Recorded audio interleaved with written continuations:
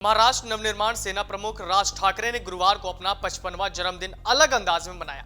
इस दौरान महाराष्ट्र की राजनीति को गरमाने वाला औरंगजेब का मुद्दा एक बार फिर सामने आ गया। राज ठाकरे ने बर्थडे पर औरंगजेब की तस्वीर वाला केक काटा। खास बात यह रही कि उन्होंने केक पर औरंगजेब की गर्दन वाली जगह पर ही चाकू चलाया।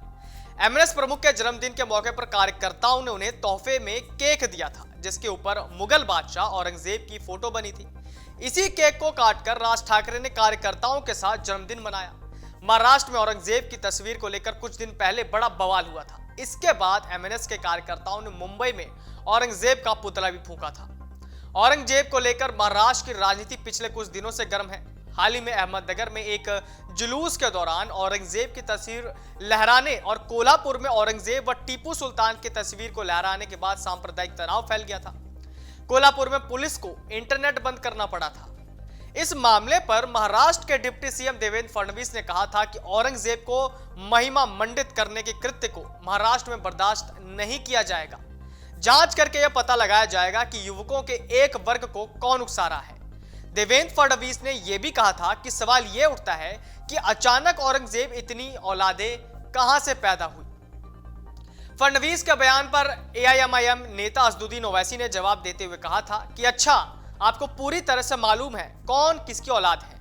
यह आपको मालूम है, मुझे नहीं मालूम था कि इतने एक्सपर्ट हैं आप। तो फिर यह गोडसे की औलाद कौन है बताइए, हमको ये आपटे की औलाद कौन है बताइए। औरंगजेब के मुद्दे पर महाराष्ट्र की राजनीति में सत्ताधारी और विरोधी दल लगातार एक दूसरे पर कमेंट कर रहे हैं। हिंदूवादी राजनीति करने वाले राज ठाकरे अब तक इस मुद्दे पर चुप ही दिखाई दिए थे, लेकिन बुधवार को उन्होंने केक काटने से ही अपना रुख की जानकारी सभी को दे दी है।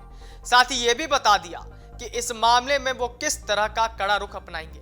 बता दें कि ऐसे ही बीते साल 14 जून 2022 को अपने जन्मदिन पर ठाकरे ने एआईएमआईएम नेता असदुद्दीन ओवैसी के तस्वीर वाला केक काटा था, जिसको लेकर राजनीति में बवाल मच गया था। पिछले साल की शुरुआत में ओवैसी ने यह कहकर विवाद पैदा किया था कि उनके गले पर चाकू रखे जाने पर भी वो भारत माता की जय नहीं कहेंगे। इस पर राज ठाकरे ने तीखी प्रतिक्रिया दी थी और कहा था कि महाराष्ट्र आ जाएं, मैं आपके गले पर चाकू रखूंगा।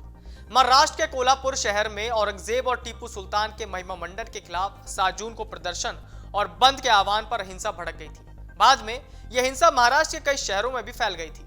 विपक्षी दल इसके लिए सत्ताधारी भाजपा शिवसेना यानी शिंदे गुट गठबंधन पर आरोप लगा रहे हैं। कांग्रेस का कहना है कि कर्नाटक में हार से घबराई भाजपा महाराष्ट्र में सांप्रदायिक तनाव भड़काना चाहती है।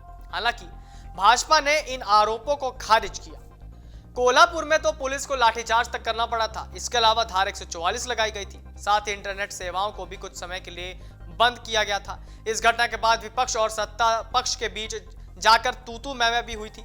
महाराष्ट्र नवनिर्माण सेना अध्यक्ष राज ठाकरे के जन्मदिन पर राज्य भर से राज ठाकरे को शुभकामनाएं मिल रही हैं। इससे पहले हमेशा की तरह इस साल भी रात 12 बजे कई कार्यकर्ता राज ठाकरे के शिवतीर्थ पर गए थे। रात 12 बजे राज ठाकरे ने केक काटा। इस मौके पर कार्यकर्ताओं ने तालियां बजाई और नारे लगाए।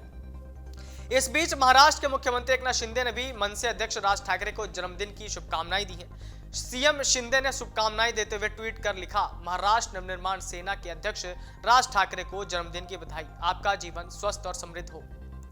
अमर उजाला अब आपके टीवी पर भी। अपने स्मार्ट टीवी पर यूट्यूब पर सर्च करें अमर उजाला, चैनल सब्सक्राइब करें और देखें ताजा खबरें, वो भी HD क्वालिटी में। और हाँ, बेल आइकन दबाना ना भूलें ताकि हर खबर हो आपके घर। अमर उजाला, निष्पक्ष, निर्भीक, निरंतर।